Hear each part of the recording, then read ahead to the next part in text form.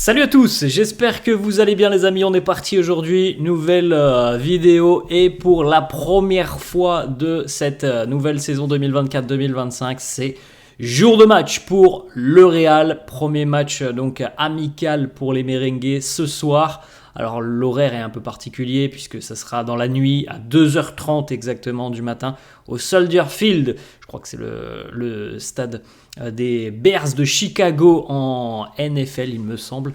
Le Real affronte l'AC Milan, match donc du côté de Chicago. C'est la première pour cette année. Voilà, on va voir un petit peu ce que ça donne. Et on sait qu'il y a déjà beaucoup d'absents. D'ailleurs, on a des informations aujourd'hui sur les dates des retours pour les Sud-Américains, pour les Français, pour tous ceux qui sont encore absents et encore en vacances. On poursuit aussi les amis puisque c'est une nouvelle étape dans cette pré-saison. Ça fait 15 jours que l'entraînement a repris. Là, on est parti du côté des États-Unis et maintenant le focus c'est que on a 3 matchs pour se préparer au mieux pour cette échéance. Dans exactement 15 jours maintenant, le Real retrouvera les Italiens de l'Atalanta Bergame. Le vainqueur de la Ligue des Champions affrontera le vainqueur de l'Europa League. En jeu évidemment la Super Coupe d'Europe et potentiellement donc le premier trophée, on l'espère, pour le Real. On regarde les amis la une du quotidien AS qui consacre sa une au double masculin au JO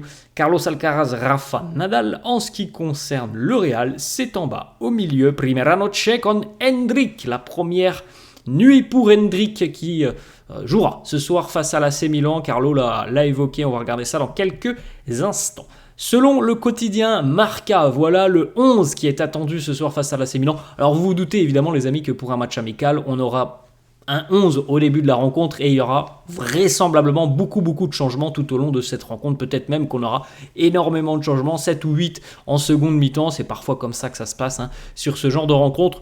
Mais voilà le 11 qui est normalement attendu pour démarrer ce soir face au Rossoneri. Courtois dans les buts, Lucas, Joan Martinez, Rudiger et Fran.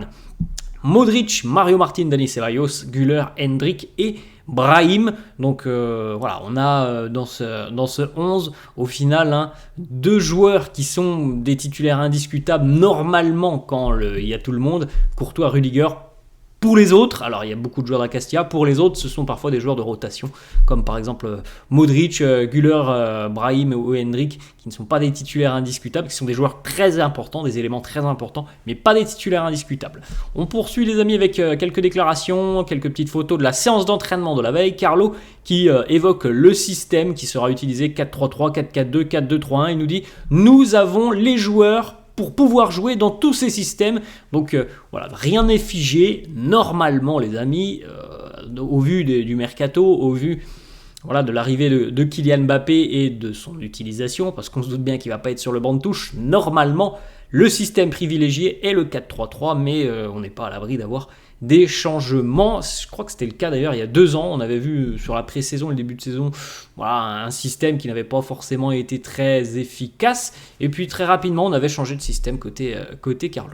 On poursuit avec une autre déclaration sur cette approche d'une saison qui va être relativement longue. On avait regardé ça les amis la semaine dernière avec potentiellement, si mes souvenirs sont bons, 72 matchs au maximum pour le Real, 53 je crois au plus bas. Donc allez, on va chiffrer, tabler sur une soixantaine de matchs du côté du Real, peut-être un peu plus. Carlo qui nous dit oui, c'est une très bonne, ça peut être une très bonne idée l'année prochaine. Sur cette nouvelle saison, il va falloir évidemment effectuer encore plus de rotation. On enchaîne, petite photo, l'entraînement hier du côté de Chicago pour les joueurs. Il fait très chaud aussi aux États-Unis, du côté du nord des États-Unis, du côté de Chicago. Petite information, Jesus Valiero souffre d'une surcharge musculaire. Il ne jouera pas face à l'AC Milan. Il a d'ailleurs écourté sa séance d'entraînement lundi et on l'a pas revu sur les terrains depuis. Rien de bien grave visiblement, mais il ne sera pas disponible pour affronter l'AC Milan. Petite photo, Carlo, regardez l'expérience de Carlo face à la jeunesse et la fougue de Johan Martinez. À 16 ans, il est déjà présent pour cette pré-saison. Et d'ailleurs, hein, les amis, ce qui est à noter, c'est Marca qui nous l'annonce. Johan Martinez a fait plutôt pour le moment de très bonnes impressions sur ses 2 premières séances d'entraînement. Et pourtant, il a de l'adversité hein, sur les mini d'opposition. Il y a quand même Hendrik ou Arda Güler ou encore Brahim en face de lui. Et il s'en est mieux tiré que ce que le staff pensait ou s'attendait. Hein. On a quand même des joueurs expérimentés au plus haut niveau. Bon, Hendrik arrive au plus haut niveau, mais pour Arda Güler et Brahim, ce sont quand même des joueurs là que l'on commence à connaître au très très haut niveau. Johan Martinez, il y a encore une semaine, on va pas se mentir les amis, on connaissait pas son nom, on connaissait pas son visage. Et voilà, et visiblement il a déjà marqué quelques points. On semble voir en lui quelque chose, un potentiel important. Carlo d'ailleurs l'a beaucoup encouragé sur les 2 séances d'entraînement à jouer plus vite, plus rapidement, alors que sa personnalité et sa technique ont été remarquées. On enchaîne avec une petite photo, Antonio Pintus avec Arda Güler d'ailleurs. Hein. On l'a déjà dit hein, les amis, mais Arda Güler est arrivé en très grande forme, on va voir ça dans quelques instants. Antonio Pintus qui nous dit d'habitude la pré-saison est divisée en phase d'aérobie et en phase de haute intensité avec un volume réduit mais une intensité qui augmente avec de l'explosivité aussi qui augmente et la dernière phase se fait plutôt sur des accélérations. Mais moi je dois composer surtout avec les joueurs qui arrivent en cours de route. Il y a des joueurs qui sont arrivés il y a 2 jours, ils ne peuvent pas évidemment réaliser les mêmes entraînements, le même volume, les mêmes intensités, les mêmes accélérations que ceux qui ont déjà 15 jours d'entraînement. On doit s'adapter un petit peu, il doit parfois prendre un petit peu de temps pour s'adapter aux joueurs qui viennent de revenir de vacances. Donc voilà, pour le moment, il n'y a pas énormément de qualité physique, ce qui est bien logique, hein, c'est une reprise, il y en a qui sont un petit peu en avance. Arda Güler on fire, voilà comment on le traduit hein, du côté de Marca en Espagne. On est tous du côté du Real, du staff, on est tous très impressionnés par la forme physique d'Arda Güler, considéré comme étant en top forme. Il a évidemment pris beaucoup de masse musculaire par rapport à l'année dernière. Il a montré déjà d'énormes qualités sur les 2 premières séances d'entraînement. L'année prochaine, on attend un rôle encore plus important pour Arda Güler. On l'a dit hier, je crois, ou avant-hier, les amis. On a vu toutes les photos pendant l'été. Et même, je crois qu'il y a déjà quelques semaines, on avait présenté une photo d'Arda quand il est arrivé au Real l'année dernière. Un joueur assez frêle. C'est pas du tout la même chose. Hein. Maintenant, on a quand même un joueur qui, au niveau musculaire, a pris beaucoup de masse et c'est bien important, évidemment.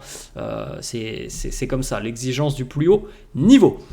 Rudiger et Hendrik, on en a parlé hier et on a même une petite séquence. Alors là, vous voyez la photo où Rudiger va venir bousculer Hendrik en lui criant dessus. Sois plus fort dans les duels. Évidemment, les amis, vous vous en doutez, vous connaissez Antonio Rudiger.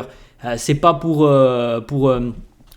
mettre mal Hendrik, c'est simplement pour lui montrer, voilà, on est là, t'inquiète pas, on va t'aider, mais c'est à sa manière. Ça, c'est la manière de Rudiger, de te rentrer dedans pour que tu, justement que tu sortes le meilleur de toi-même. Lui, il va te rentrer dedans, mais on connaît tous son rôle de grand frère, donc pas d'inquiétude à avoir. Même si Hendrik, évidemment, a terminé par terre sur un duel hier avec Rudiger, il a essuyé quelques coups, il a eu des douleurs, mais a d'ailleurs été aussi également plutôt bon et efficace. Mais voilà ce que lui a crié Rudiger, sois plus fort dans les duels. C'est pas la première fois qu'il fait ça. Rudiger, il l'a déjà fait à plusieurs joueurs qui arrivent dans les équipes. Il l'avait déjà fait avec Kylian Mbappé sur les premiers duels parfois d'une rencontre, avec Harry Kane aussi parfois c'est arrivé lors des matchs entre le Real et le Bayern, avec Erling Haaland.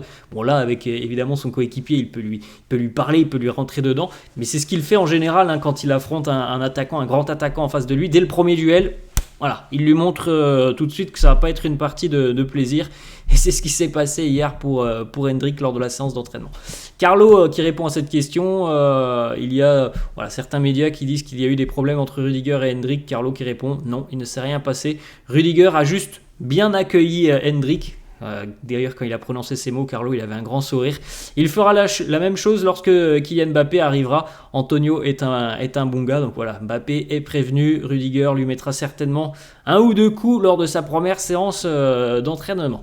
Hendrik qui nous dit tout se passe très bien avec mes nouveaux coéquipiers. J'essaie de parler avec tous ceux qui sont présents. Je suis très heureux. Avant, je jouais avec eux sur FIFA. Maintenant, je suis là. Je suis très heureux. Je n'ai pas de mots pour décrire ma joie. Carlo qui a confirmé qu'Hendrik jouera 45 minutes ce soir face à l'AC Milan. Donc, ce qui veut dire, évidemment, les amis, qu'on aura certainement beaucoup de changements à la mi-temps dans la nuit face au Rossoneri.